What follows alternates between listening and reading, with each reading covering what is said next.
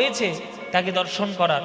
তোমাদের অত্যাচারের জন্য এখন আর জগন্নাথের বেদিক ধরে আর কাউকে পুজো করতে দেয় না এই উড়িষ্যার ব্রাহ্মণগণ এবং যারা পান্ডা রয়েছে, তোমাদের অত্যাচারের জন্য। হ্যাঁ, কেন? ওই মোবাইলগুলো নিয়ে ঢুকছে আর জগন্নাথের সঙ্গে সেলফি তুলছে। কি অসম্ভব! এটা ছ্যাবলামি মারার জায়গা। ওগুলো ছ্যাবলামি করার জায়গা নয়। ছ্যাবলামি করতে নেই।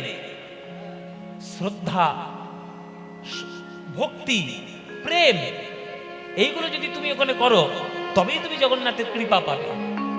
তোমার ছ্যাবলামো করার জন্য জগন্নাথের মূর্তি তিনি বসে নেই, ওই জন্যই ঘিরে দিয়েছে তোমাদের অত্যাচারের জন্য।